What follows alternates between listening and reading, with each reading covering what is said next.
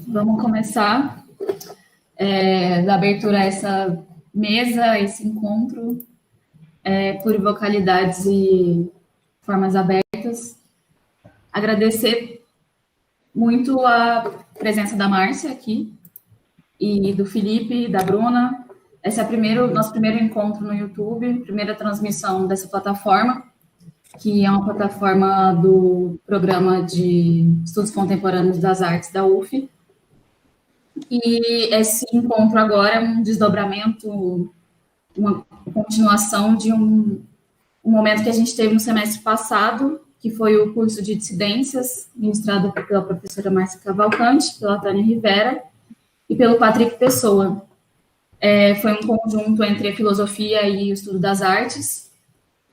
E hoje aqui comigo eu tenho... Obrigada de novo, Márcia, por estar aqui com a gente, para a gente ter esse papo, que a Márcia Schuba foi professora da FRJ, é professora titular de filosofia na Universidade de Estocolmo, na Suécia, e atualmente é professora visitante da UF. Ela também é tradutora e autora de livros e a tradução em alemão. Comigo tem um colega queridíssimo, Felipe Brito, é formado em artes na UF e mestrando também no programa de estudos contemporâneos das artes e pesquisadora audiovisual. E a Bruna, que é formada em filosofia, fez mestrado e é doutoranda do programa de filosofia da UF também. A Bruna é atriz e pesquisadora e estuda estética teatral. Esses dois queridos vão ser os colegas que vão trocar e eu vou fazer uma amarração da discussão. Eu sou Ana Carolina, também sou do programa, mas estou aqui mais como espectadora e admiradora de vocês. Para quem quiser saber mais de quem está aqui, as bios vão ser colocadas no chat do YouTube também. Márcia, fica à vontade, quando você quiser. Tá ótimo. Olha, muito obrigada, Carolina, Felipe, Bruna, Jéssica, Transversal, que está aqui ajudando a gente nesse estranho formato, mas é muito bom reencontrar vocês. É muito bom com ressalva, porque eu acho que esses encontros assim, zumbis, né, sempre deixam a desejar, mas é bom nesse aspecto. Eu quero agradecer o convite e eu vou falar, pensei disso, queria responder ao título que, na verdade, eu li e ouvi como um convite para pensar o que seriam formas abertas e o que seriam plurivocalidades, né? Eu acho que a gente vive um momento de muita tensão, de muito desespero, até um momento político em que as palavras da esperança parece que foram substituídas pelo, vamos dizer assim, a respiração arfada de um certo desespero. Porque eu acho que o momento que a gente vive, que é um momento aqui no Brasil, muito claro, de um novo tipo de fascismo, de um momento avassalador, né, da nossa história, do nosso presente, do nosso futuro, do nosso passado. E nós sempre associamos, vamos dizer assim, na nossa experiência reflexiva, a questão da política que está nos consumindo, eu acho, em muitos sentidos, com a nova, vamos dizer assim, a nova forma também do que a gente chama de capitalismo, ou seja, fascismo e neoliberalismo são novas formas, tanto de fascismo como de capitalismo. E capitalismo e fascismo também estão sempre, vamos dizer assim, as duas faces de uma moeda antiga na nossa história contemporânea. E Tem várias formas de discutir isso, mas uma das formas que eu acho necessárias é entender que esse movimento todo é um movimento de dissolução de todas as formas que nós conhecemos. Ela é um movimento de dissolução de formas, de convivência, de reflexão, de representação, de apresentação, de formas mesmo do sensível, né? E do inteligível, e que muitas vezes ela parece essa experiência de formas dissolvidas, de formas diluídas, se a gente lembra da passagem célebre de Marx, né, no manifesto, de que tudo que é sólido está solto, dissolvido no ar, é que o movimento mesmo do capitalismo é de desformar, tirar todas as formas para deixar tudo fluxo, tudo fluido, tudo solto, numa flexibilidade que, na verdade, tudo passa a ser qualquer coisa, para que a lei que reja todas as trocas, seja ela humanas, comerciais, vivenciais, convivenciais, são formas de substituição. Tudo pode ser substituído por tudo se torna qualquer coisa, e eu tenho chamado isso de uma dinâmica de qualquerização de tudo o que é, né? Agora, isso aparece sempre confundido, misturado, que é a própria dinâmica dessa flexibilização, vamos dizer assim, confundido com uma promessa de liberdade. Tudo é possível, né? Então, a gente não sabe muito bem distinguir o que é essa dissolução de todas as formas enrijecidas, seja pela história, pela tradição, seja pelo preconceito, né? Porque isso também, a forma é também rígida, de confundir isso com uma promessa de formas em aberto, né? Então, eu acho que uma das grandes tarefas, quando a gente está buscando hoje, eu acho, novas formas de viver, novas formas de existência, novas formas de olhar, de sensibilidade, de compreensão, novas formas conceituais, até eu diria novas formas da própria forma, é a gente conseguir distinguir a coisa mais difícil, que não é o que tem forma e o que não tem forma. São duas modalidades do sem forma. O sem forma, digamos, neoliberal, né? de que tudo pode ser trocado, de que todas as formas de vida são redundantes, podem ser exterminadas, podem ser assassinadas, massacradas, porque não valem nada, porque não são nada, e o sem forma, que seria o em aberto da forma. Essa distinção de dois sentidos de sem forma, eu acho que é uma tarefa para o pensamento.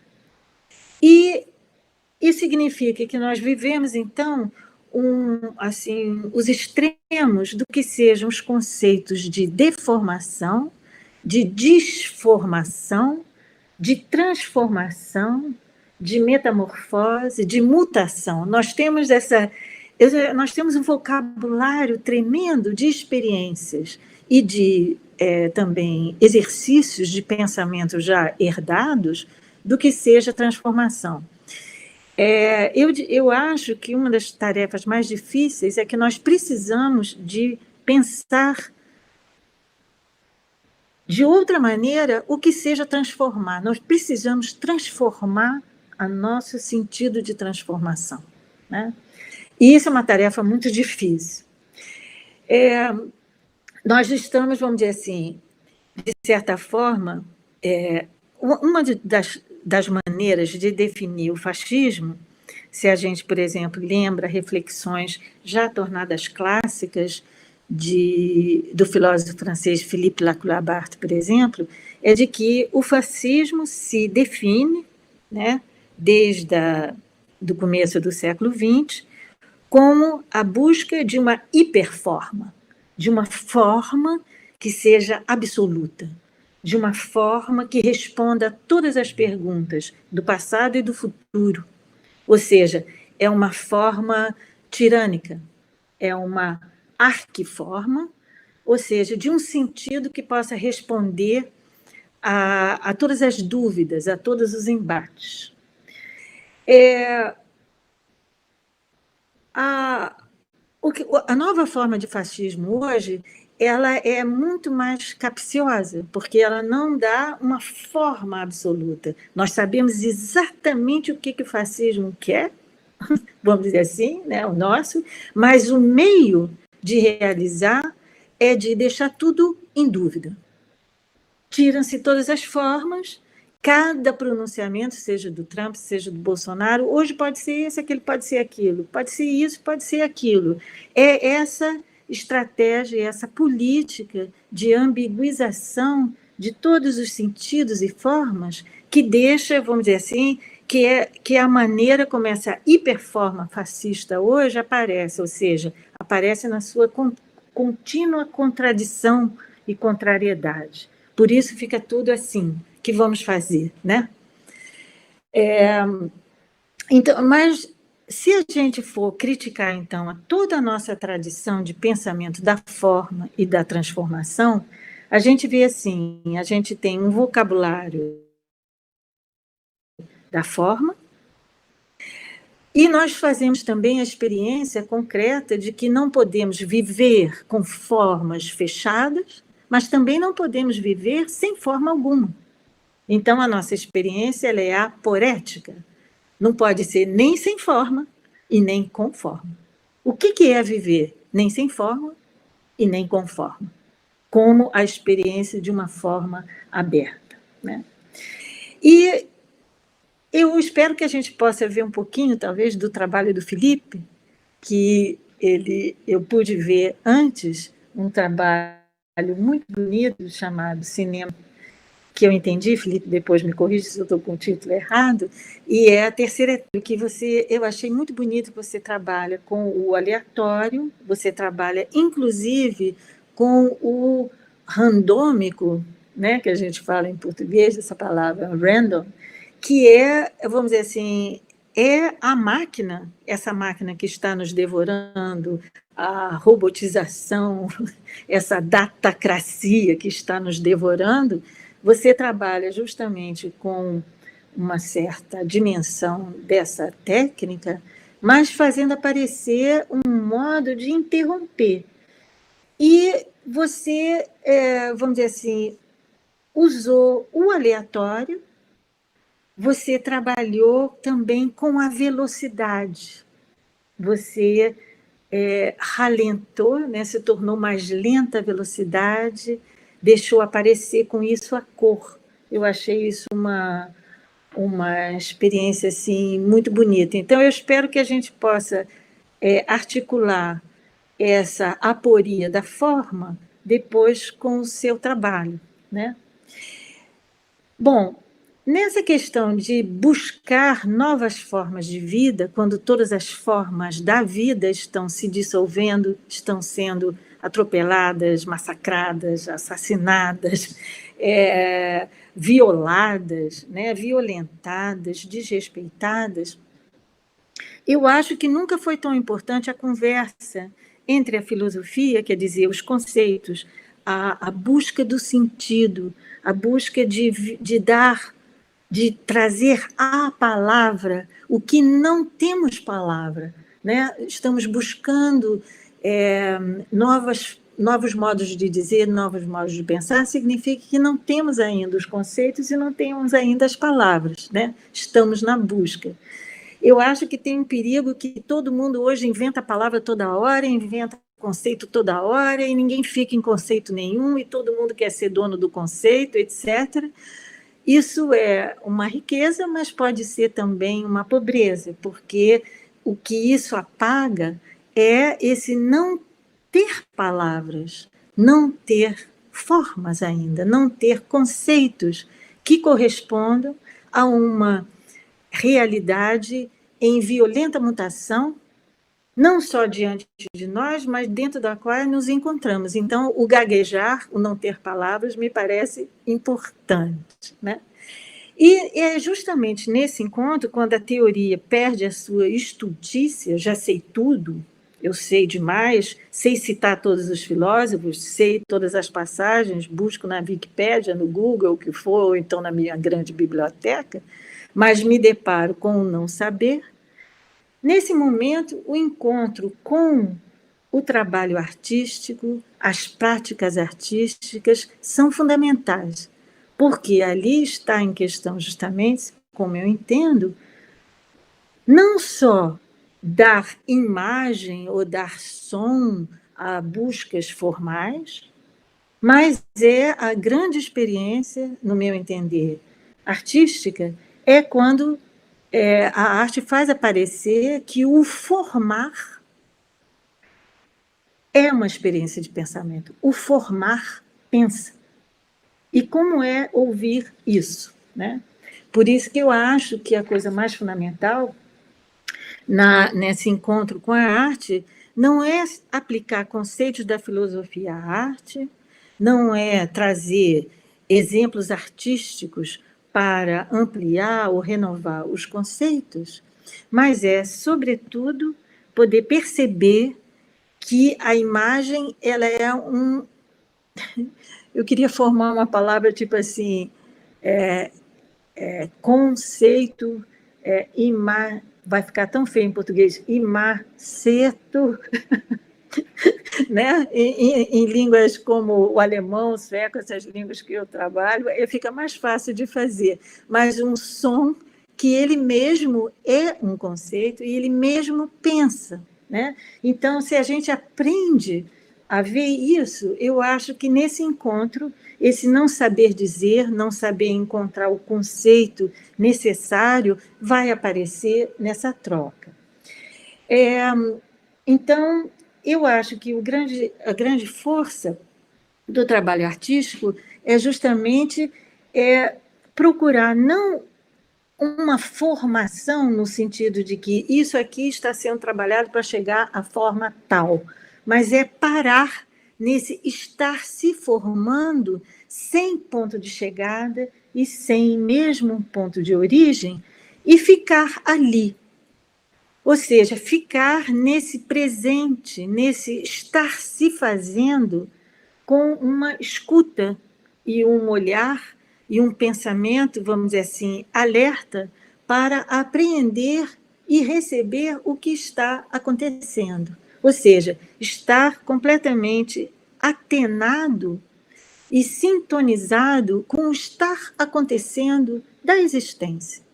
Então, por exemplo, a palavra em inglês para dizer desenho, eu acho muito sugestiva, drawing, porque ele diz que eu estou puxando.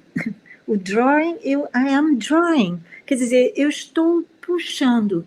A mão desenhando, onde a gente vê o desenhar se desenhando, nessa atenção ao estar fazendo da forma, mas sem aquela meta visão pretensiosa de já dar um sentido absoluto, seja ele final ou seja ele causal, né? Então, eu acho isso um aprendizado muito grande. Então, é isso que eu acho que a gente poderia conversar. Eu pensei também que esse aprendizado de ver formas se formando, né, vamos dizer assim, exemplar na experiência da voz, na experiência sonora. E muitas vezes a gente quer buscar ouvir o soar dos sons, né? Mas talvez seja um momento necessário hoje, porque é tudo de tamanha gravidade, tamanha urgência, de aprender a ouvir o som do próprio soar. Eu acho que a visão está tão entulhada de imagens, nós estamos tão assim atolados pelo visual, que é preciso ver o ver, sem que isso seja uma metalinguagem abstrata e vazia. Mas o que é ver o ver? O que é ouvir o ouvir? O que é tocar no tocar? O que é ouvir o som do próprio soar? Então, eu acho que isso é nesse sentido que eu tenho tentado pensar o que surgiu nessa palavra plurivocalidades, né? Que é justamente poder ouvir nas palavras que são articuladoras de sentido, sobretudo a voz, que é a dimensão em que o som do soar dos sentidos dá sentido ao próprio sentido, né? Quer dizer, seriam momentos de profunda escuta. É como se toda a nossa movimentação, tanto teórica como sensível, ficasse mais próxima de colocar o ouvido assim no chão, né? E ouvir, de fato, a terra. Tem uma alusão aí ao trabalho do Felipe, de novo, né? Que tem essa zona do rural e do urbano, como quase que você parece que está pondo o ouvido na terra e deixando essa escuta orientar o seu olhar, que é um olhar estudado, que é um olhar trabalhado, não é nada assim pura intuição, né? Isso. E eu me lembrei, com relação a essas questões, dois trabalhos na Alemanha, que eu vou terminar aqui essa pequena introdução, que é mais um convite para a gente discutir, né, e vocês me ajudarem também a aclarar o que não ficou claro. Eu pensei, 3 trabalhos, na verdade. Tem um trabalho do Cildo Meirelles, eu não sou especialista na obra do Cildo, mas uma grande admiradora, e tem uma obra dele que eu não encontro muita coisa escrita, que se chama, deve ter talvez, mas eu mesma não encontrei, chamado Paulista 97. Né? Vocês conhecem essa obra? Não. Ele colocou uns parafusos de ouro nas pedras da Avenida Paulista. Sabe? Ele distribuiu ouro na calçada. E é claro que um parafuso pequenininho de ouro numa pedra, ele brilha, sobretudo que a gente vive num mundo do sol. Então, o ouro chamou a atenção, e com isso toda a nossa questão, vamos dizer assim, pecuniária, a nossa questão da distribuição de riqueza, a nossa questão da miséria, ela encontrou um foco de atenção. E numa das poucas passagens que eu encontrei, confesso, só na internet, que eu estou sem, não tenho os livros, nem a biblioteca, estamos todos trancados, ele diz que ele achou interessante que as pessoas que procuravam aquele, o que é aquele ouro, encontrei uma moedinha de ouro, que era um parafuso grudado, né? Como que eu vou tirar? Prestava atenção na calçada. Como que todo esse esvaziamento, né, que é desse mundo de tornar tudo o valor monetário, de destruição de todas as relações, de esvaziamento dos sentidos, de repente, nesse esvaziamento, você se depara com a calçada. Isso me fez lembrar um trabalho que todo mundo que foi a Berlim virou a capital, todo mundo vai para lá, que são os Stolpersteine, do Günther Demnig, que são aquelas plaquinhas, né, que estão no chão, onde está marcado o nome e a data dos judeus que foram transportados, né, para Auschwitz e foram ermordet, quer dizer, foram assassinados, está escrito. E é um trabalho muito bonito porque também é um ouro na calçada, porque são placas, né, de bronze, e quando você passa sobre elas, sem prestar atenção, andando, turista, comendo sorvete, criança, eu quero comer cachorro-quente, vai correndo, não sei o que vai passando, né? Aquele tropeçar do turismo na vida destruidor, o passar por cima delas sem prestar atenção é que vai, como diz, tornando as peças cada vez mais luzentes, elas ficam cada vez mais brilhantes, elas vão polindo e elas vão ficando cada vez mais aparentes. O esquecimento torna essa memória cada vez mais aparente, né? São coisas impressionantes. E a outra coisa é um trabalho da Esther Shalev-Gers, em Hamburgo, uma artista que eu até conheço razoavelmente, e ela fez, junto com o marido dela, um monumento contra o fascismo em Hamburgo, muito alto, né, assim, uma coluna, com um mecanismo que eu não vou saber descrever tecnicamente exatamente como é, mas ela tem vamos dizer assim, uma espécie de uma caneta de aço, né, um mecanismo, e que todo mundo que passa pelo monumento assina ou escreve alguma coisa nessa coluna de aço. Mas, ao escrever, a coluna vai descendo. Então, durante anos, essa coluna muito elevada, ela hoje é uma placa no chão. Gente, voltamos. Tivemos problemas técnicos, um momentinho para dar um aquecimento. Acho que o Felipe pode perguntar novamente para pegar o fio da meada de novo. Beleza, eu tinha parado num gancho para a gente tentar lançar a conversa para o território dos sonhos. E aí, pensando que, Márcia, você viveu parte importante e significativa da sua vida, tanto no Brasil quanto na Suécia, minha pergunta vai em torno de, não necessariamente em qual dos dois lugares, mas em que momento da sua vida, considerando isso, essas viagens, essas diferenças e até exílio, como você fala, em qual deles, em quais momentos da sua vida você esteve mais atento aos seus sonhos? Essa pergunta é difícil, né, Felipe? Porque os momentos da vida são muitas circunstâncias ao mesmo tempo, né?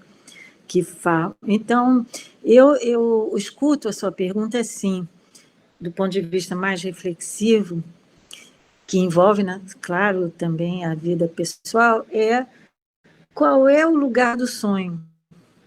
E se o sonho é um lugar, né?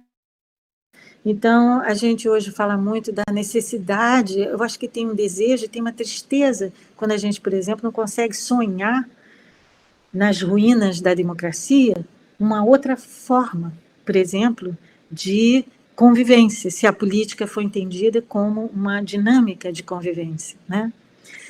Então, como é necessário sonhar e não se entregar, né, com um discurso, digamos, pessimista, que é também uma característica assim, muito de uma elite brasileira que se articula também nesses termos, mas sem cair numa utopia também vazia, né?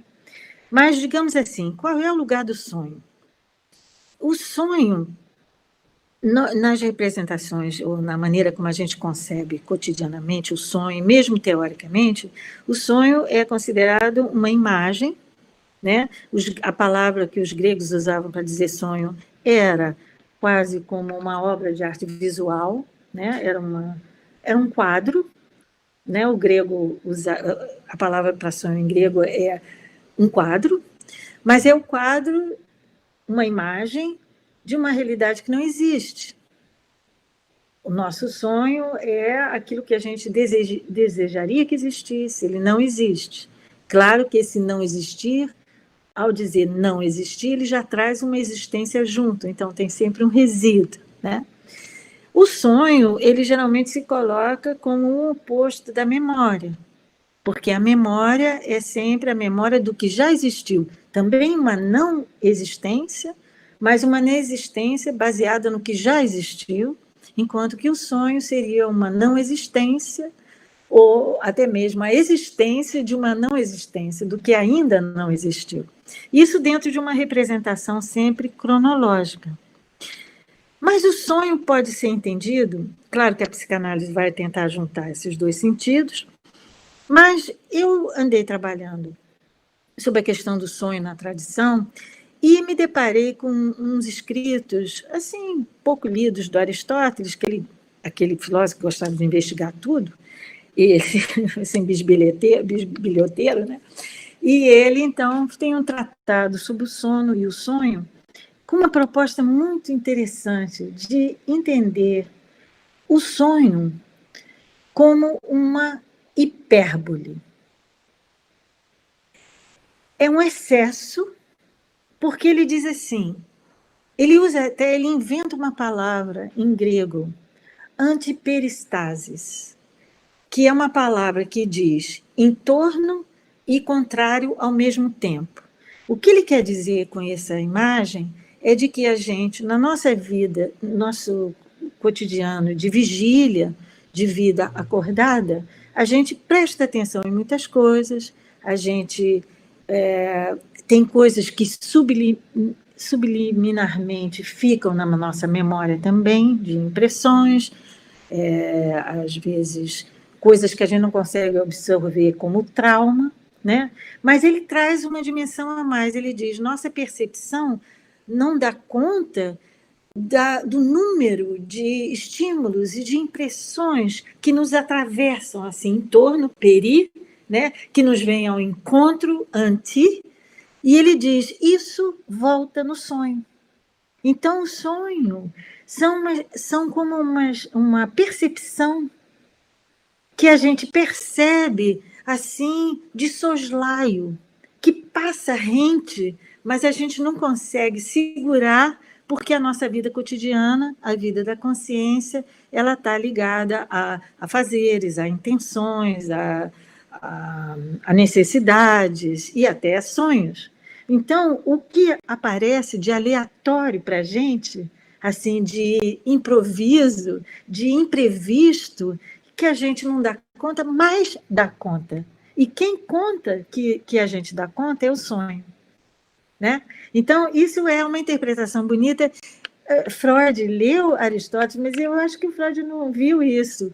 Ele estava preocupado com uma outra base para desenvolver a teoria da interpretação dos sonhos. Mas eu acho esse detalhe do Aristóteles assim, muito promissor. Então, diríamos assim, que o sonho, o João Cabral de Melo Neto tem um texto maravilhoso sobre o sono e o sonho.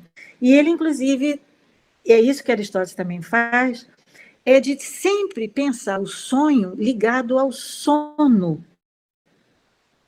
E ligado a, que também é o vocabulário grego para dizer sono, quer dizer deitar-se, e é o momento em que o corpo dos vivos, dos animais que dormem de uma determinada forma, só dorme se deitar, sobretudo se perder a posição ereta, essa posição de pé, que é a perspectiva humana que uma certa tradição, desde os românticos, ligou à própria noção de racionalidade. Ou seja, a racionalidade é você deixar de engatinhar no chão, de perder a perspectiva dos anfíbios, ou a perspectiva dos répteis, né? E se levanta e, de repente, você vê numa perspectiva que consegue ver a amplitude de um todo.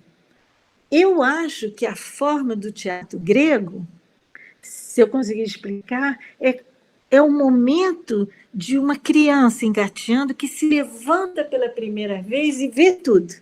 Eu acho que essa forma do anfiteatro é esse momento que, de repente, você vê, deixou de andar no chão, né, e liberou as mãos, né, e ficou com as mãos assim. Tanto que diz o diabo gosta das mãos soltas, e que o importante é a gente aprender a mexer com as mãos, fazer coisas para não deixar a angústia nos tomar. Né? Então, eu diria assim, pensar o sonho é pensar também o sono, e esse declínio, esse cair, né, do corpo na terra, onde o homem se reencontra. O homem, eu estou dizendo, o mamífero, de maneira geral, ele se reencontra com toda uma dimensão extra-humana. Eu não diria não humana, mas extra-humana. Ou seja, a terra, a noite, as ondas, as energias e tudo isso, né? Então, eu acho que o lugar do sonho talvez seja o lugar de uma atenção que usa se vale de outros recursos do que simplesmente a nossa visão reflexiva, né? Para entender o que é inclinar-se, deitar-se, movimentar-se, né? Ficar de pé e deitar-se. Movimentos fundamentais, que são os movimentos de vida e morte também, né? Então, eu não sei se eu estou respondendo a sua pergunta, ou estou fugindo dela um pouquinho. Eu não sei se eu poderia dizer o Brasil ou a Suécia, mas Brasil e a Suécia significa, na minha experiência, na minha vida, vamos dizer assim, a experiência de exílio, que é uma palavra forte, né? Porque ele não é um exílio da expulsão, por exemplo, do exílio político, mas é uma experiência de ficar entre lugares, sempre, entre línguas, entre lugares, e ficar nesse entre, que é um aberto, mas também muito, sempre trêmulo, né? Porque ele está sempre assim, fazendo aparecer nessa passagem, porque o fundamental do entre não é um intervalo entre duas posições, ou entre dois tempos. O entre é o movimento de passar. E nesse movimento de passar é como sonho, né? Essas imagens que passam e coisas, lembranças, ou desejos, ou impressões, ou reflexões, vamos dizer assim, elas passam e deixam resíduos de maneira inusitadas, né? Por isso, nesse entre línguas, que o conceito de tradução tenta definir, mas eu acho que ele é até um pouco pobre, esse passar de uma língua para outra, passar de um lugar para outro, esse é o lugar do sonho, né? Assim eu entendo. Não sei se eu respondi para você a sua pergunta. Foi muito além. Perfeito. É muito bom pensar como portal, né? Como passagem. Talvez passagem é melhor do que portal, porque, pelo menos para mim, me vem a passagem em ato, né? O estar passando. O sonhar enquanto sonhando, enquanto estar sonhando. Você alcançou linhas tão vastas e distantes que já respondeu a muitas das questões que eu ia colocar agora. Mas, mesmo assim, eu vou colocar, e aí você sente se quer retornar a isso, se a gente prossegue. Uhum. Em seguida, eu pensei em tentar fazer um elo entre sonhos e formas abertas, e outro elo entre sonhos e plurivocalidades. Uhum. E aí eu queria primeiro pensar o sonho. E aí você já teve uma fala vasta em relação ao sonho como território. Eu ia chegar aí, mas eu partiria primeiro do sonho enquanto acontecimento vivenciado, ou como vivenciamento para colocar em ato a vivência. Uhum. Em seguida, o sonho enquanto mecanismo, ou enquanto ferramenta, em que são abertas caixinhas da mente, ou memórias, ou vivências da vigília, né, do estar acordado. E se nessa abertura das caixinhas as memórias são realocadas, ou são repensadas, ou são misturadas, ou são embaralhadas, ou será que a gente pode falar nisso? Enfim, eu chegaria no lugar de território, que você trabalhou muito enquanto lugar. Uhum. Era bem nessa linha de onde vamos, para onde vamos quando sonhamos. E pensar esse lugar é muito potente. Eu fico pensando muito nesses sonhos descontinuados. Eu, pelo menos, tenho alguns em que eu sonho um pedacinho, aí eu acordo, não lembro. E aí, noites depois, eu volto a sonhar a partir daquele ponto em que eu parei. Uhum. E aí é como se aquilo tivesse criado um território para si, que eu só visito em momentos específicos e pontuais, completamente ao acaso. Não completamente ao acaso, né? Acho que dá para dizer que isso segue dinâmicas próprias do funcionamento da cabeça, enfim, do que aconteceu naquele dia e tudo mais. E aí, partindo daí, a primeira pergunta seria se a gente pode falar em sonho enquanto um território em que as formas e os sentidos que estão alocados na cabeça estão em aberto. E o sonho teria essa capacidade de abrir os sentidos e as formas e deixar, durante o momento de sonho, elas em aberto, nesse lugar de constante abertura que você falou.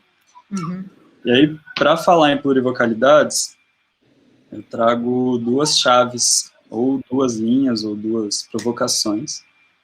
E a primeira é a gente pensar que etnias, tanto ameríndias, quanto africanas, quanto australianas, essas todas indígenas, como também culturas tibetanas, hindus, celtas, nórdicas, N outras que têm tradições milenares, né, incontáveis gerações e que não ficaram escritas na história, também ficaram, mas que já tinham práticas orais desde antes da história, que nelas se sustenta uma importância de uma troca sobre o sonho, né? Em comum, mesmo sem ter rolado um intercâmbio entre elas, isso de trocar sonhos, de compartilhar sonhos, e a partir desse compartilhamento de sonhos, muitas vezes são tomadas decisões muito importantes para aquele grupo. Às vezes, questões rotineiras, mas às vezes fluxos migratórios, decisões de guerra, decisões de... Claro. E aí, em seguida, a segunda chave vem do neurocientista Siddhartha Ribeiro, brasileiro, que no livro dele, O Oráculo da Noite, propõe uma ideia, uma noção, um conceito de fauna mental, que seria toda uma composição e interação de fluxos mentais que não são o eu, que não são o que a gente chama de consciência. A voz da consciência. São todas essas outras vozes que somos. Pensando assim. E que não queria distanciar tanto elas, dizer que elas são autônomas ao eu. Acho que está tudo interligado, mas a gente não sempre as escuta. E elas passam aqui, elas estão acontecendo, e aí, segundo Siddhartha, ou pelo pensamento dele, elas criam seres mesmo. E aí eu penso muito quando você diz de pensar não necessariamente só o humano, você falou o extra-humano, o além-humano, mas pensar talvez esse lugar como dessas criaturas, que não tem uma forma específica, mas às vezes elas ganham formas nos sonhos, às vezes a gente entra em diálogo com algumas dessas criaturas que se presentificam ali, né, pelo sonho. E aí, partindo dessas duas chaves, ou dessas duas linhas, podemos pensar sonhares coletivos? Como que a gente pensa sonhares coletivos? Olha, ótimo, muito bonita a sua pergunta. Bom, retomando assim onde eu estava, eu queria dizer que eu acho importante a gente pensar sempre o sonho ligado ao sono. Então, isso significa, até me lembro dos versos que abrem a Rosa do Povo, do Carlos Drummond de Andrade, que ele diz: eu não rimarei a palavra sono com a incorrespondente palavra outono. Eu rimarei com a palavra carne, ou qualquer outra, que todas me convêm. As palavras não nascem amarradas, elas saltam, se beijam, se dissolvem, no céu livre, por vezes um desenho. São puras, largas, autênticas, indevassáveis. Ele está falando, ele rima a palavra sono com carne. Eu diria assim, acho que a gente deve rimar a palavra sonho com sono e, portanto, com carne. Por isso, eu fico me perguntando, por que será que o Felipe diz que essas formas estão na cabeça? Por que estão na cabeça, necessariamente? Porque a ligação do sonho com o sono e, portanto, com a carne, ela liga não só com o corpo individual, esse corpo do eu, né? Mas esse corpo declinado, no sentido mesmo da inclinação de encostar, né, na terra, né, nessa posição que liga aos corpos, né, que liga à dimensão dos múltiplos corpos da vida, né? Não só a vida dos corpos, mas aos múltiplos corpos da vida.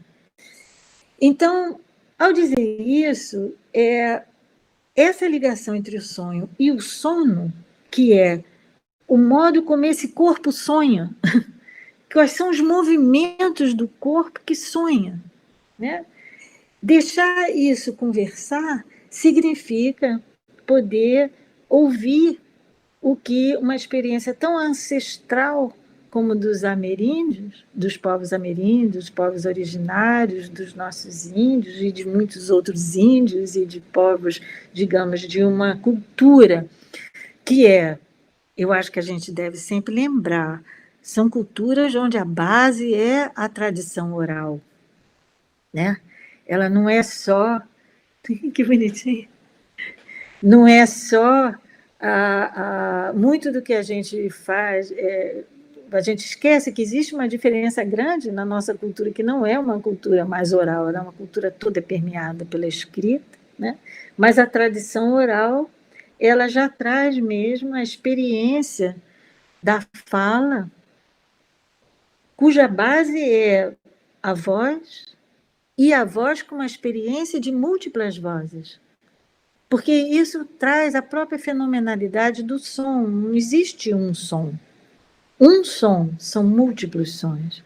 Um som que a gente escuta como é uma série, que a gente não escuta assim sucessivamente, na linearidade de uma série, mas elas são múltiplos sons. Elas têm os seus, a gente chama na linguagem técnica da música de harmônicos, nem é muito bom na língua alemã, por exemplo, no sueco você fala de supratons, são tons sobre tons, sobre tons, ou seja, a experiência do som é a experiência do eco, né? Ela é a experiência da ressonância, ela é a experiência da reverberação. Isso é a voz. Por isso a voz tem a qualidade única que dá ao eu um sentido muito mais amplo do que as nossas noções de eu. Eu acho que as nossas noções de eu são tão pobres, porque elas vão para no inglês você fala I. O I se associa com o I do olho, né?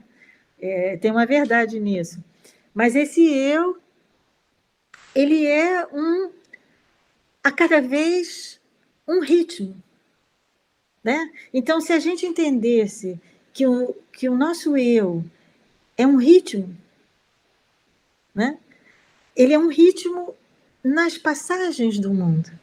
Então, eu acho que a gente teria um outro mundo onde dissesse, quem é você? Eu sou um ritmo. Né? Quantos ritmos você tem? Não é assim quantos anos você tem, quantos ritmos você tem? Quantos ritmos você é? Né? Então, eu acho que tem...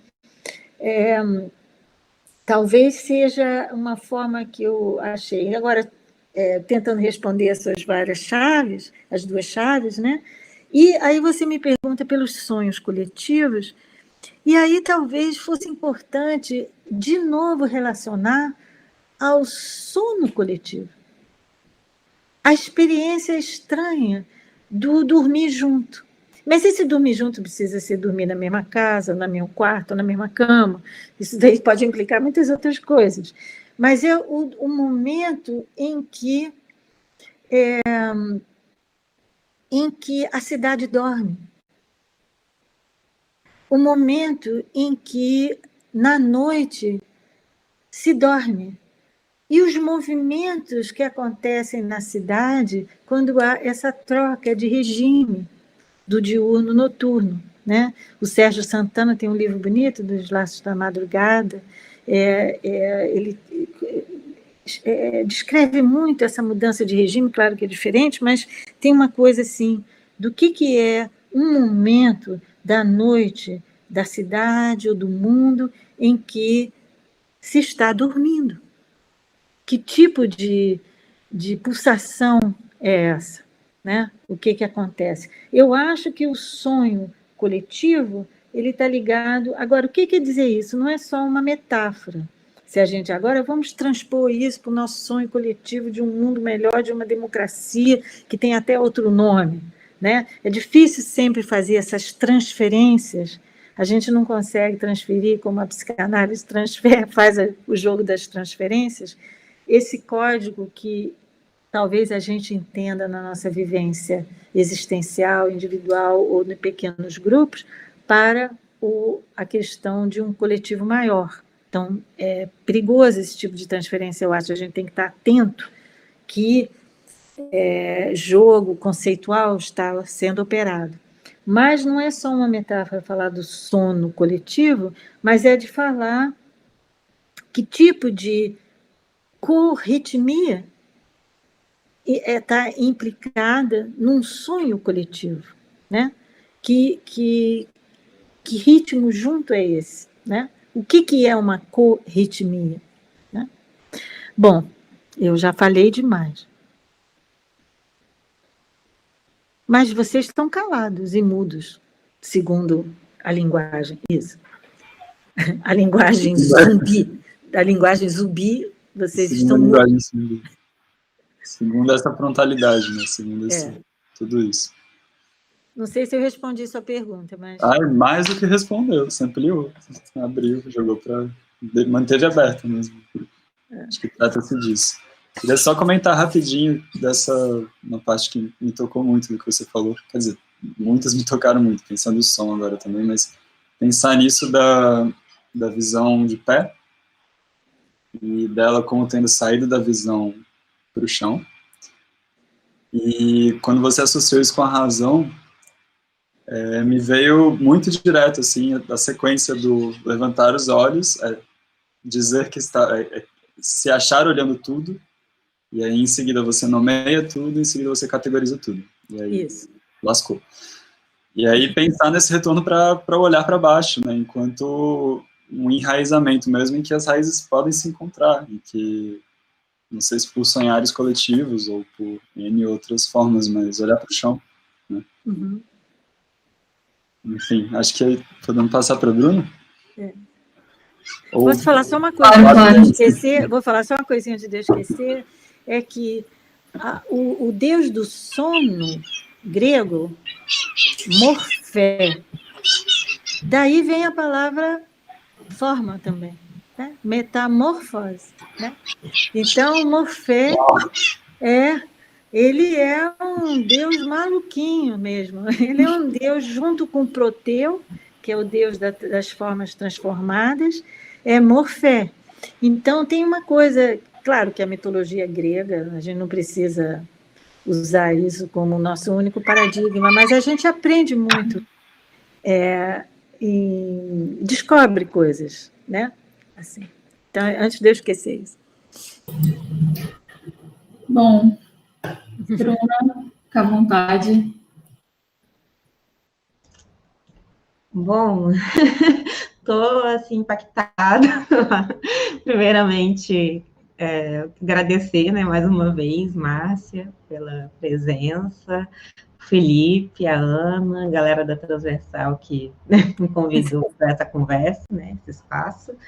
Então, eu tinha separado perguntas que foram sendo respondidas na sua primeira fala, e depois o Felipe fez essa abertura maravilhosa para o movimento do sonho, e eu já estou assim, e como eu disse, eu acho que eu vou no improviso e eu vou deixar fluir, que eu acho que é o que vai funcionar melhor e continuar essa dinâmica, porque eu estava, enquanto vocês estavam falando, né, enquanto ele falou da fauna mental, né, eu achei muito interessante, assim, que me chamou, né, essa percepção de umas outras consciências, né? O que seriam essas outras consciências? E isso me trouxe também essa experiência da diferença, né? Ou como citando pessoa, né? Falando pessoa, o outrar-se, né? E então isso me remeteu também ao que seria, para antes de pensar essas outras, né, seguindo o que a Márcia estava falando, o que seria também esse eu, né, essa noção do eu e como que as relações de poder e o sistema capitalista e o fascismo, né, eles usam disso para uma construção de uma identidade comum, né, então, voltando ali para quando a Márcia falou da destituição, né, desse esvaziamento da identidade individual para que se crie uma identidade que vai servir a um sistema, né, que é ali moldado, né, em conformidade com essa dinâmica sistêmica, né, do aparato soberano, né, assim, vamos falar assim, e como que nós estamos né, tão condicionados a essa dinâmica, né, e é difícil, e esse estranhamento que gera essa percepção de consciências outras, né, e isso me trouxe a questão da plurivocalidade, de novo, né, assim, do que são essas vozes, né, o que é essa voz, e como a gente pode pensar em uma restituição do eu, mas numa dinâmica outra do mundo, né, então, e uma restituição também sem cair numa nova forma, né, sem que essa transformação venha a uma nova forma que vai ser, vai operar em conformidade com outro sistema, ou um controle, com outro senso de controle, com outro senso de movimento, e como a gente consegue devolver a essas vozes a autonomia, né, e, ao mesmo tempo, permitir uma coexistência, sem que, né, seja um movimento formalizado ou sistêmico em consonância com uma ideologia maior, né, uma transmissão de algo que tem sido perpetuado, né, como a gente pode recuperar esse movimento de uma subversão, né, a essa dinâmica. E aí, uma das questões que eu tinha, né, pensado era da Vaga Carne, né, da Grace Passou, que a gente viu e discutiu bastante no curso, né, da Dissidências, e essa questão da voz, né, estava me trazendo muito a imagem, né, da peça e o texto da Grace, porque a gente percebe exatamente essa proposta, né, que a peça se propõe ali, que o texto se propõe quando ela coloca a voz como protagonista, né, assim, a própria voz é a personagem, né, não é a mulher negra, a Grace, né, a voz, ela tem uma autonomia, e a peça começa, né, com ela falando que ela habitava um pato, e ela habitou uma cadeira, e ela habitou, né, objetos, de repente ela estava habitando um corpo negro, de uma mulher negra, e como que, e assim, esse movimento que, trazendo agora para a estética teatral, né, como que isso de dar personalidade, dar protagonismo a uma voz que foi encarcerada, né, pelo corpo negro, e como que a voz, ela é encarcerada no sentido de, ela está habitando um corpo que socialmente, né, carrega uma marca, que é ali, que sofre constantes condicionamentos, e está sempre sendo reprimida, assim, né, então, gradualmente, com essa peça, a gente vê essa voz perdendo a sua autonomia, porque quando ela assume o corpo, ela está ali experimentando, poxa, isso aqui é diferente, a forma como ela fala não é igual que a forma como eu me saio, né, a voz não é da mesma forma que o pato, né, então ela vai fazendo essas comparações e vai percebendo que aquela habitar o corpo negro no sistema, né, que constrange tanto aquele corpo, que a própria voz, ela vai se condicionando ali, aquele corpo, a ponto de se fundir, né, e não conseguir mais se libertar. E então isso me trouxe, assim, essa dinâmica, né, dessa estética, assim, que faz essa ruptura, né, ela não só interrompe no sentido de quebrar uma quarta parede, mas ela se coloca nesse lugar de um movimento, né, assim, exatamente esse entre, né, antes de um fechamento da forma, ela está ali operando e dando voz dando forma à voz, né, então, e na peça, né, assim, ela chega para a plateia e fala, me deem palavras para eu colocar nesse corpo, né, e aí as pessoas vão falando e ela vai reproduzindo, então, enfim, eu queria ouvir um pouco. Eu não sei se vai chegar uma pergunta, vai ser mais um comentário para a gente continuar essa conversa. Eu vi um pouco da Márcia sobre isso, né? Sobre esse processo, assim, que eu acho muito interessante de um movimento hegemônico, né? E como a gente precisa primeiro compreender esse movimento hegemônico para a gente pensar em uma saída dele, e como a gente consegue habitar esse entre, né? E fazer possível uma forma que fica, né, em aberto, que vai permanecer nesse entre, esse movimento que seja uma passagem, né, como um termo até mais, um termo melhor, né, uma passagem, uma mutação, é melhor do que pensar em uma transformação, ou até mesmo numa noção de uma revolução que vai instaurar uma realidade outra, né, e como ficar nesse movimento. Então, eu queria te ouvir mais sobre isso. Você já está falando sobre, mas acho que jogar aí a sementinha para a gente continuar a conversa. Olha, são muitas questões e questões grandes, né? Eu vejo assim, eu vou tentar, tinha muita coisa, então eu vou ver se eu consigo pegar, assim, partes. O fascismo da primeira metade do século passado, eu sou tão do século passado que eu tenho até dificuldade de dizer século passado, porque eu ainda estou no 1900, de certa forma, né? O fascismo do século passado, ele realmente, e o totalitarismo, os nacionalismos daquela época, eles têm como característica, de fato, a construção de uma identidade nacional, de uma ideia de povo, de hegemonia, né, a partir da exclusão do outro, né? Isso é um princípio básico, e não só uma exclusão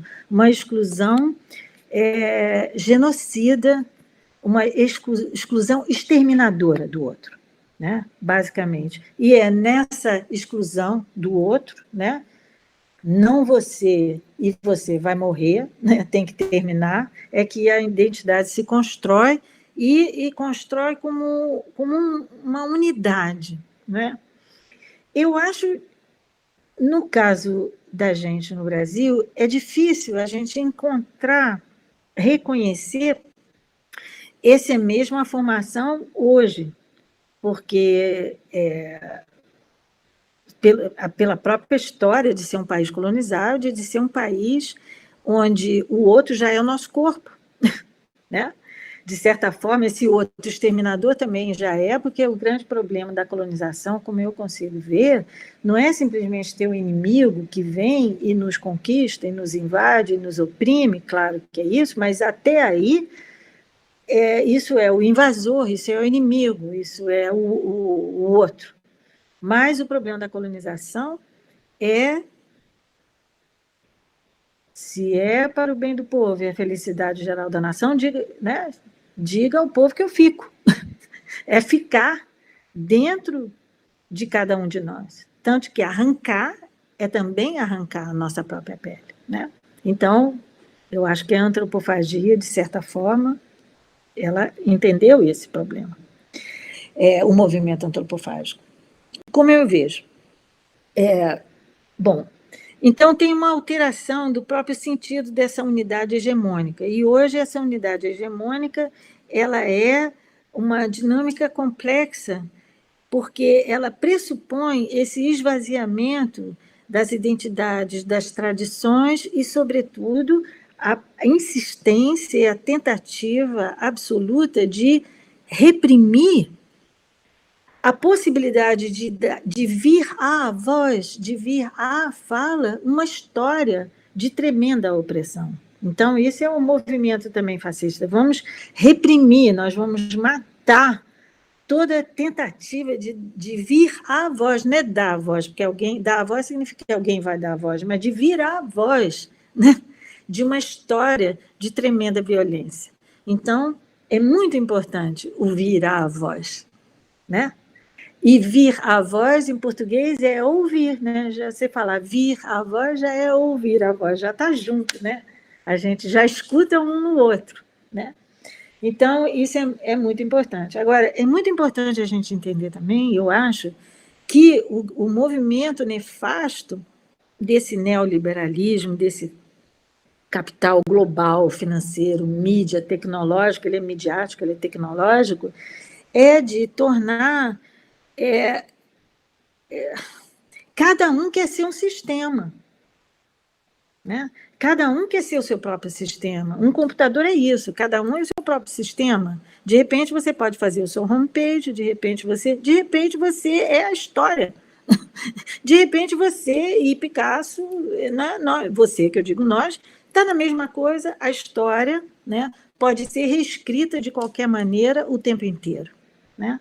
Então, existe um problema na maneira como as identidades roubadas, usurpadas, massacradas, né, vêm à voz, e onde é o lugar, esse espaço, onde esse espaço está totalmente apropriado por meios que, por sua própria natureza e dinâmica, eles dão voz tirando a voz, dão voz tirando a voz, sobrepondo voz. Né? Então, eu acho que a gente precisa só ter uma consciência dos perigos e onde, nessa calçada, né, esse preguinho de ouro, ou essa plaquinha, ela faz aparecer a própria possibilidade. Isso é uma coisa.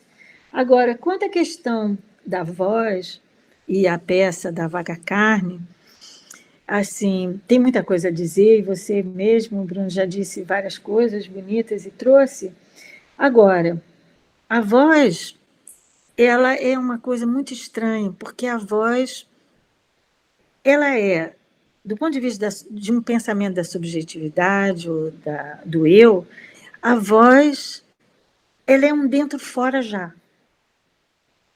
Não é uma coisa que está dentro, vai para fora. Não, na voz, a dicotomia de interior e exterior, ela se desfaz. Ou seja, ela mostra a falácia dela, mostra a armadilha desse aparelho conceitual que separou o interior e o exterior, o dentro e o fora, o aqui e o lá. Porque a voz, ela é um aqui e lá, porque ele já alcançou para fora.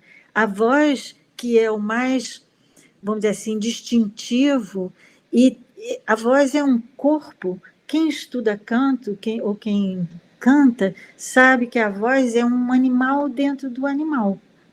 A voz, ela vem, e quem estuda canto, assim, descobre uma voz que nunca ouviu antes.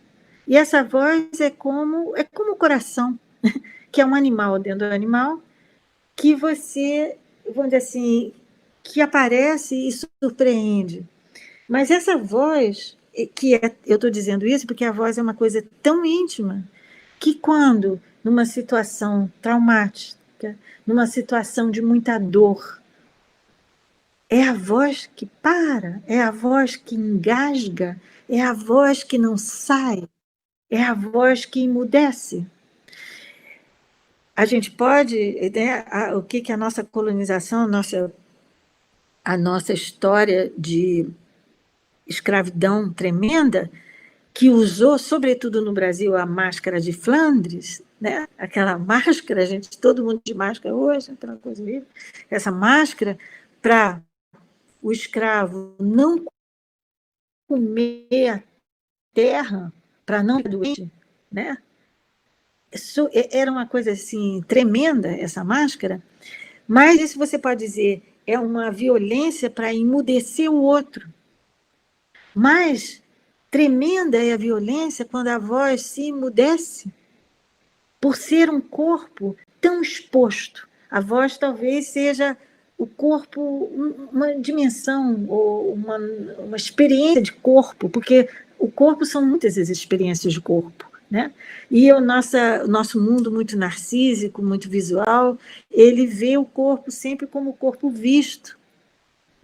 Mas a voz é o corpo exposto. E eu acho que a peça da Grace Passou traz isso. E esse corpo exposto, que é a voz, ele é um interior, esse mais íntimo, esse que a gente muitas vezes precisa proteger, né? Que ele é a integridade de cada um, ele já está para fora, ele já está sendo ouvido. Então, em muitas tribos africanas, por exemplo, a experiência do limite de uma aldeia é até onde a voz comunitária é ouvida, até onde a experiência musical, sonora dessa comunidade até onde ela é ouvida. Ali termina essa comunidade, né? Porque a voz, como ela é um dentro-fora, ela também já é a que reúne. Então, a voz ela é gregária nesse sentido, né? Até o Kant, ele tinha uma bronca danada de música, porque ele achava que a música era anti-urbana, ela era horrível, porque você não podia tapar o ouvido como você fecha o olho, e a música entra dentro de você de uma forma que você não consegue se proteger, né? Que a voz tem isso. A minha reação ao que você disse foi essa. Eu não sei se isso contribui para a sua colocação.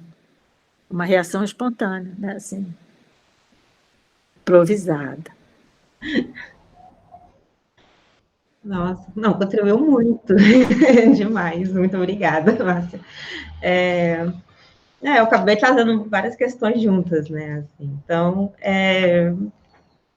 e é isso, assim, eu também queria também pensar sobre essa questão da reinvenção do múltiplo também, né, o que seria a gente pensar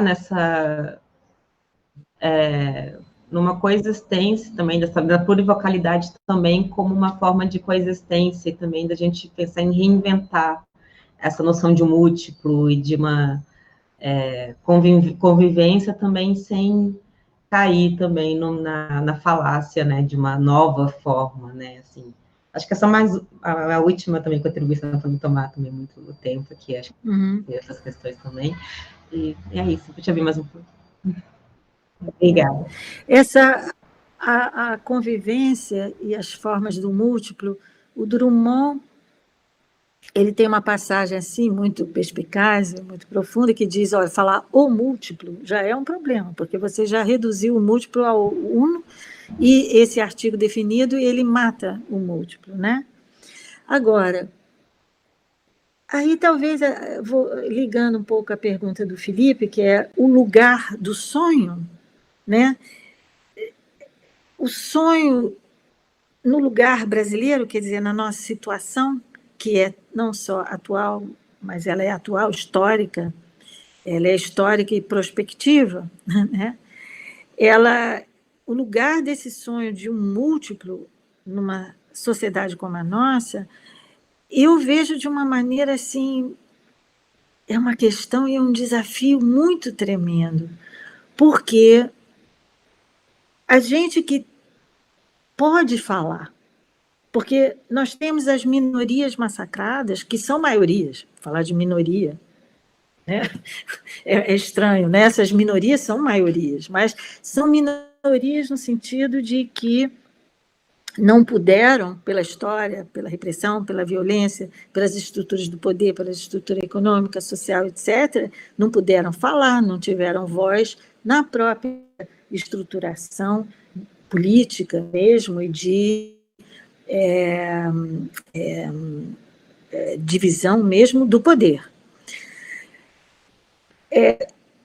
Mas nós temos uma sociedade com milhares de pessoas que são corpos jogados na rua.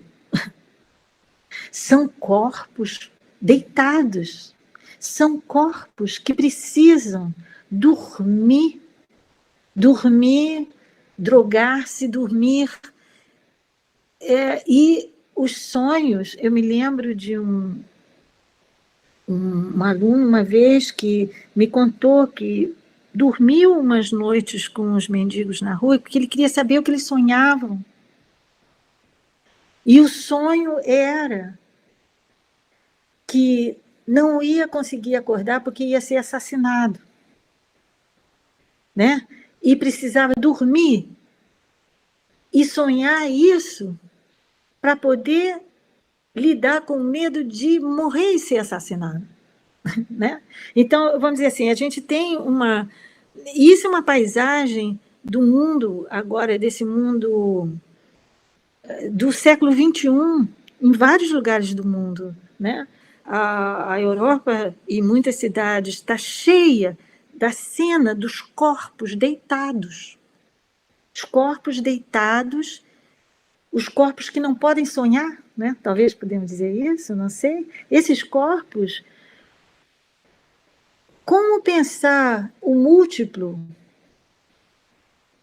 com esses corpos?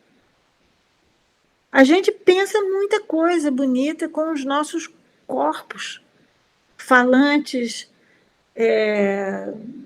que sabem ler, que sabem, com todas as dificuldades, mas que ainda compartilham ou um saber, ou um desejo de saber, ou um desejo de, que a gente poderia chamar de humanidade, ou de vida, ou o que for. Mas nós temos uma existência que, para compartilhar com milhares, mas milhares de corpos, que são corpos tratados como redundância. Redundância significa lixo da vida. A situação, a nossa, é tão tremenda, e eu confesso, eu falo nisso sem nenhuma demagogia, eu fico com vontade de chorar, porque eu não consigo ver como nós precisamos pensar como o múltiplo isso, assim. Né? Por isso que eu acho que a gente vive, e no começo da pandemia, andando na rua, estava com a minha filha, a gente estava andando, ainda dava para andar assim, sem máscara, eu acho, até, ou foi bem no comecinho, e um mendigo na rua gritava, um mendigo que ainda tinha voz, digamos assim, porque dizia, esse vírus é um multicídio, ele vai chegar, é um multicídio. Ele usou esse termo, multicídio, que eu nunca tinha ouvido. E eu entendi que isso é a experiência mesmo da violência do mundo que a gente está vivendo hoje, que não é mais nem o capitalismo.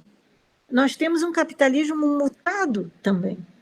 É uma mutação do capitalismo quando ele é só consegue gerar alguns teóricos, um teórico francês falou da datacracia, a força da técnica, né, que produz isso. Então, eu acho que, eu não sei se vocês acham que eu estou exagerando, como é que vocês veem isso, mas isso é uma coisa que eu acho importante discutir quando a gente pensa sonho, sono, o múltiplo, a plurivocidade e o lugar do sonho, que é diferente, claro, do lugar do sonho na Suécia, embora tenha o ideal que a Suécia sempre foi para a América Latina, da social-democracia, né? Está completamente se desmilinguindo com uma aparência de muita, ainda,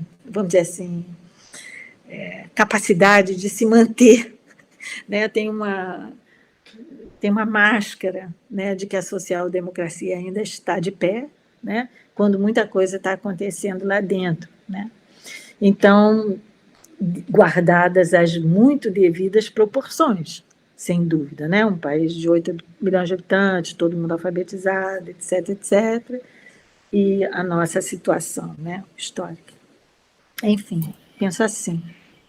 Eu acho que a gente está chegando num ponto de confusão das coisas, do que foi falado, e de encaminhamentos também. A gente está 1h40 conversando já, e eu queria colocar uma questão para todo mundo, que é uma questão que reflete o que a gente passou, e o que a gente passa, o que a gente está e o que a gente foi. Acho que é anterior, simultâneo e futuro, e que tem tudo a ver com uma palavra que a gente usou muito, que é o nome do curso, né? Como decidir. E aí, se vocês quiserem deixar o microfone aberto.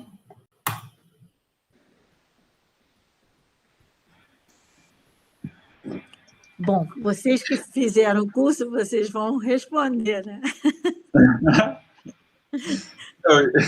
Eu ia começar falando, bom, não à toa, um curso com pessoas tão incríveis, né? Um curso tão denso, assim, puxado, com muitos pensamentos, muita gente pensando juntas, não chegou nessa resposta, tanto que a gente terminou o curso com isso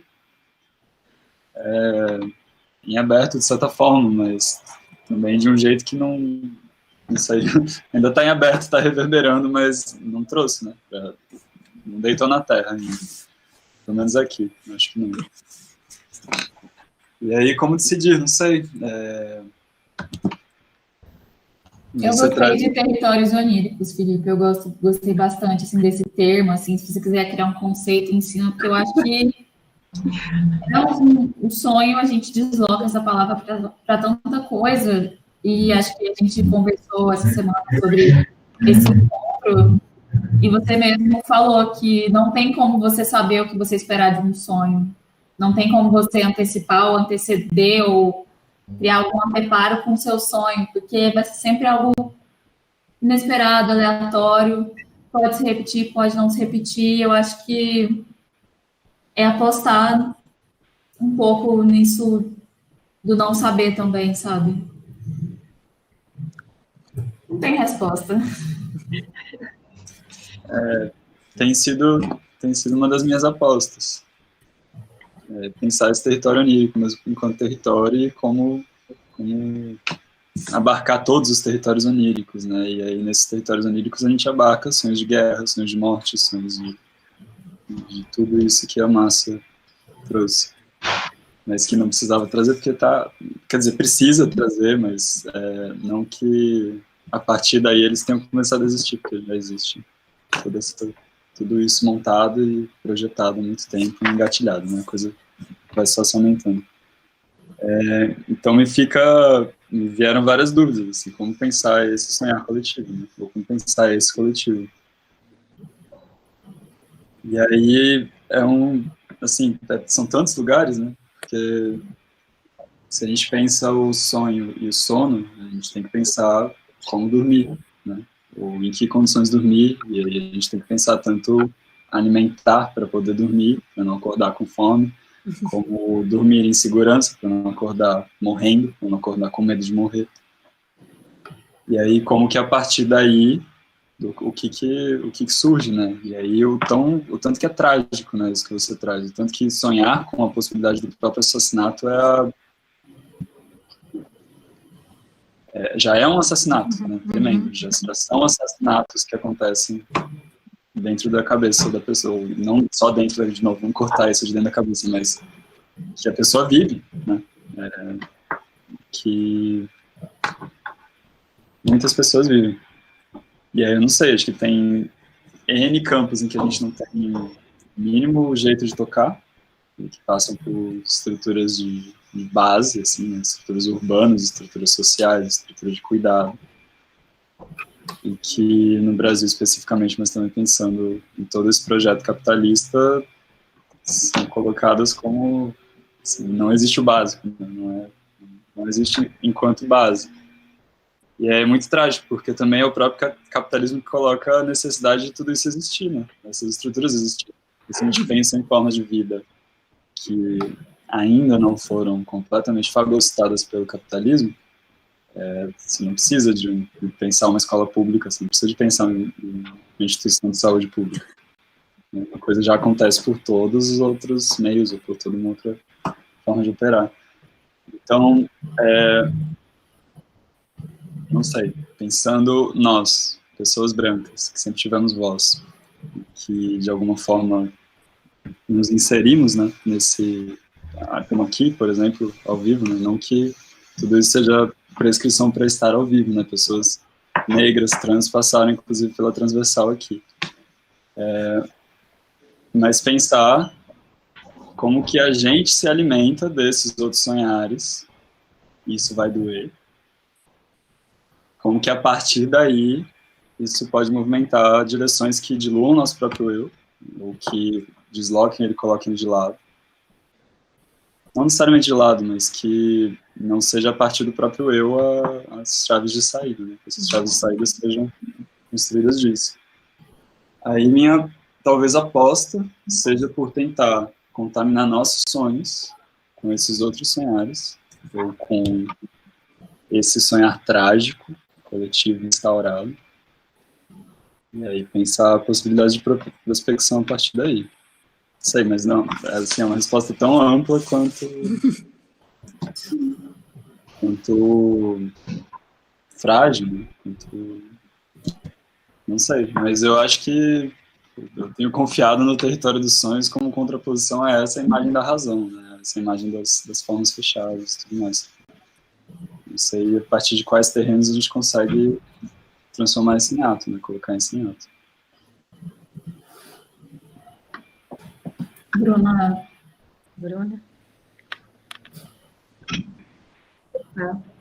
Estão me ouvindo? Eu caí e voltei. Não. Estão me ouvindo? Como é que eu te ouvindo? Não. Eu estava ouvindo. Então, Agora sim. tá. Tá ouvindo? Agora. Bruna. Beleza.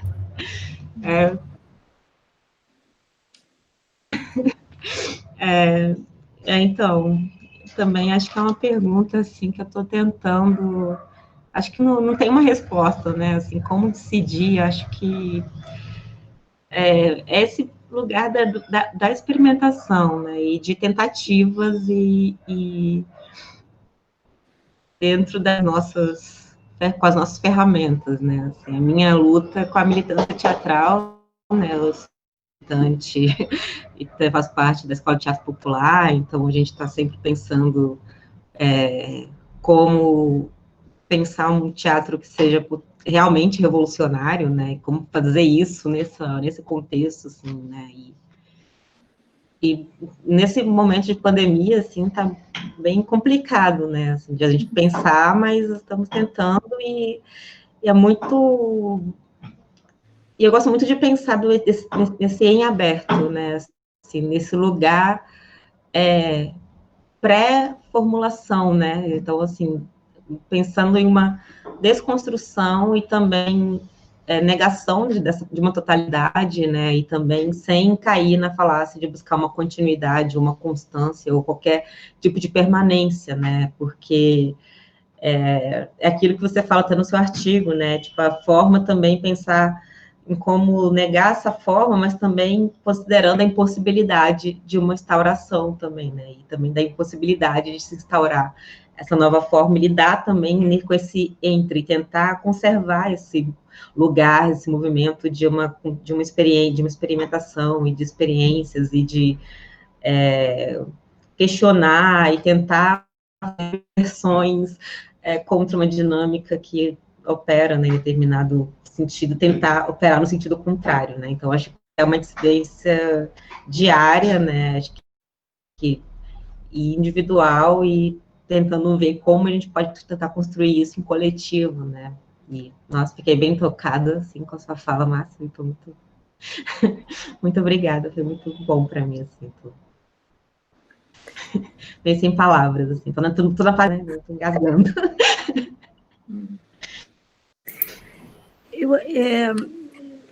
Eu falo alguma coisa? Eu fiquei pensando assim, porque eu propus... Você já falou que você queria falar, Bruna? Eu cortei você, não? Não? É porque, não sei, a voz... Não, terminei. Terminou? Eu não estou... Para mim, a sua boca e a sua fala não estão combinadas, concatenadas. Eu tinha Esse problema na minha sugerido... internet, só está meio travando. Como? Estão me ouvindo? Eu sugeri, né, no curso que a gente pensasse a dissidência como um verbo, né? Então, decidir e não com 2 S's e não como decidir, tomar decisões. E, claro que isso é uma experimentação, vamos dizer assim, reflexiva. E essa dissidência, esse decidir com 2 S's, ele faz aparecer um já disse, ou seja, nós pensamos em formas de resistência, em formas de fazer face, de nos contrapor, né? A ameaça, eu acho que, primeiro, é muito importante a gente entender contra o que se luta, né? E a favor de que se luta, né? Contra que são vários, em vários níveis, em várias dimensões. Por isso que eu acho que uma coisa muito importante é a gente no momento atual, a gente tão pouco pode ser antirracionalista. Eu não estou dizendo que você é não, Felipe, mas eu estava falando nessa oposição do território onírico à razão. Por quê? Porque em algumas esferas da vida, seja ela comum, seja ela individual, quer dizer, nunca é isolada, mas assim, menor, num pequeno grupo ou num grupo um pouco maior, são necessários vamos realmente retomar certas atitudes e ações mesmo que vêm da ordem de uma cultura, de uma racionalidade, por exemplo, política. Né? É importante isso também. Outra coisa, mas é muito importante hoje, parece que a gente tem que aprender a separar o joio do trigo o tempo inteiro, né? E saber, assim, performativamente, que nesse momento, nessa situação, a luta é essa e a união tem que ser dessa forma, né? Já num outro momento, é uma outra dimensão, é uma outra experiência, é uma outra luta. Então, a gente precisa ter a clareza, eu acho, sobretudo, vamos dizer assim, do ponto de vista da filosofia, né? É de realmente aguçar os nossos sentidos de apreensão. Eu não vou dizer conceituais, porque o conceito também, em determinados momentos, ele cega. Conceito demais cega, criação de conceito o tempo inteiro. Eu sou um pouco antideleuziana nesse negócio, que virou assim, criação de palavra o tempo inteiro. Esse amálgama lexical, né, que a própria internet torna possível com essa mistura de línguas, e a gente está formando. O Logos hoje está solto, o Logos está enlouquecido de alegria, está fazendo tudo que pode com a linguagem, coisas maravilhosas, mas isso dá também uma instabilidade que, em determinados momentos, parar numa determinada conceitualidade pode ser importante para gerar uma determinada luta. Então, eu vejo assim muito importante entender esse dizer que está na dissidência, eu disse, né, com uma atenção tremenda à linguagem e ao modo como a linguagem vem à fala e o modo como, em determinadas circunstâncias, e precisa haver uma mobilidade do discurso, que não é tornar frouxo o discurso, não é tornar diluído, mas saber que naquele momento essa luta é necessária. Eu acho isso assim muito importante. Outra coisa, eu fico pensando que esse coletivo, Bruna, que você falou várias vezes, a Hannah Arendt falava do entre nós, que eu acho assim importante pensar mais.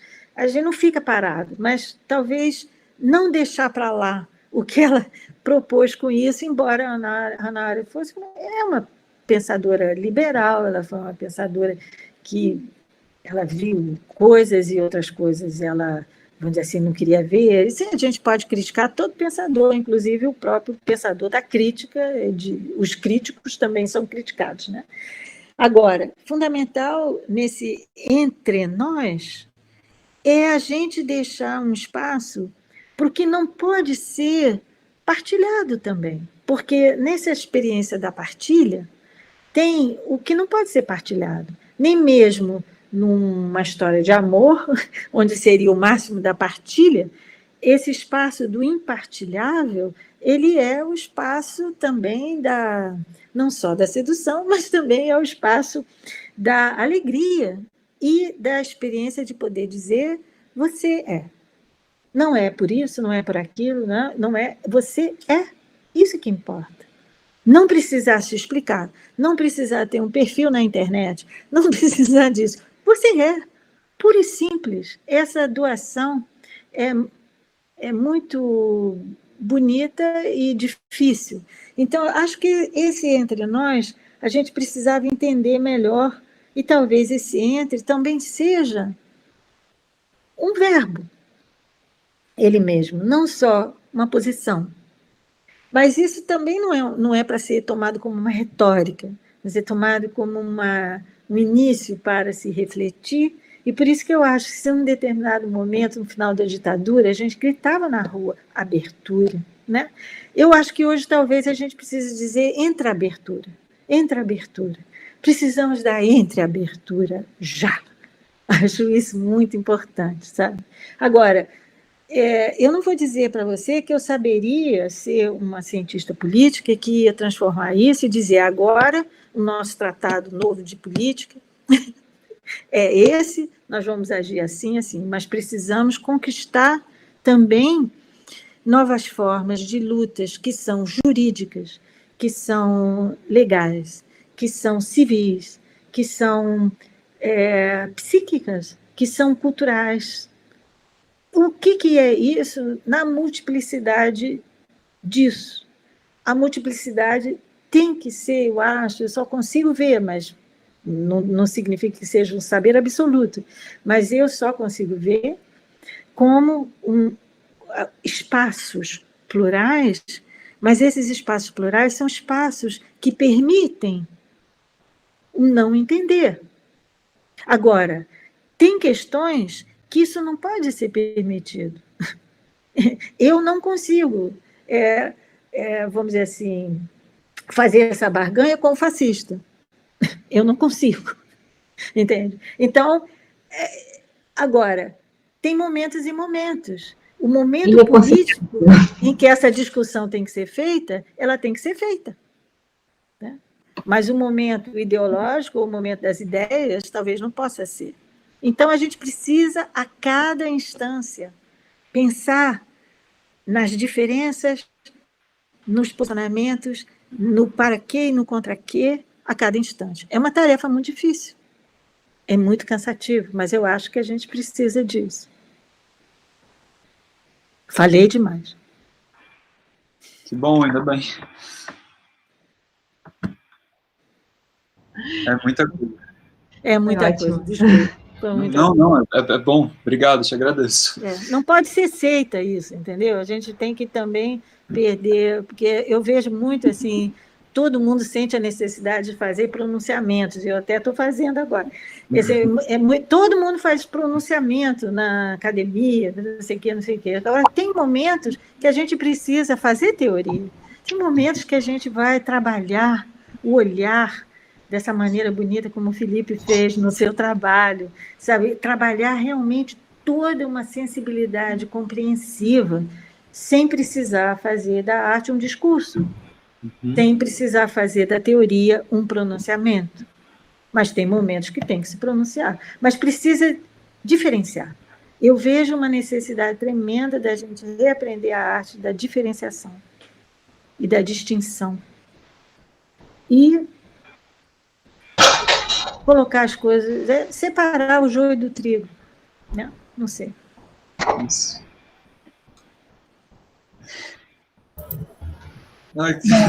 Vontade de responder tanta coisa, mas não temos tempo. Acho que... Quer dizer, Felipe? Pode dizer, perdão.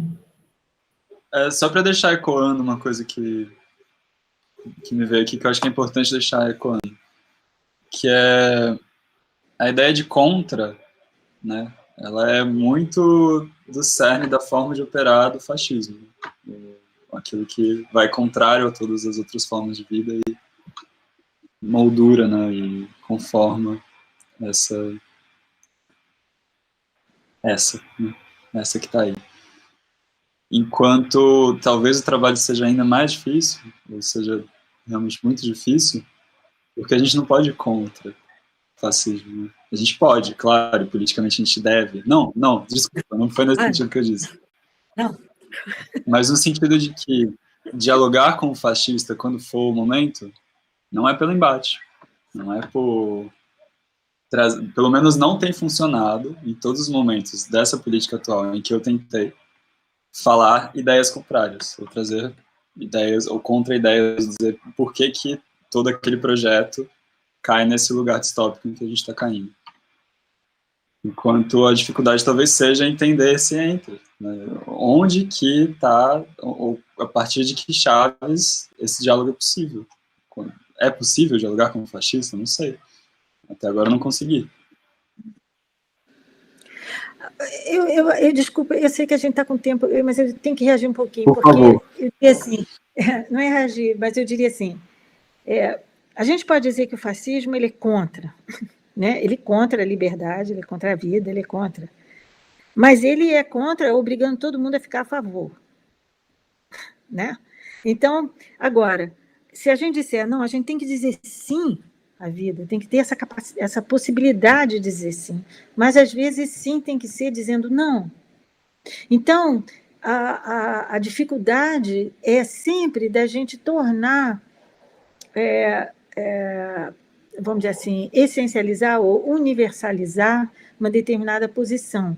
Agora, existem momentos em que a discussão, que é a base de uma sociedade democrática no sentido, vamos dizer assim, moderno, tradicional, esse debate num parlamento, por exemplo, num congresso, se existir, né, esse embate é absolutamente necessário, né, porque é a única arma, essa é a arma discursiva, né? Agora, existem outros momentos que não é possível, que existe necessidades de confrontos, né?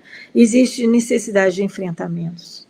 Agora, esse eu acho que eu não sei até que ponto ele se aplica totalmente na luta política dentro de determinadas formas da ação política, dentro da possibilidade, como ela está dada hoje, dentro de uma Constituição tal, de uma situação, etc.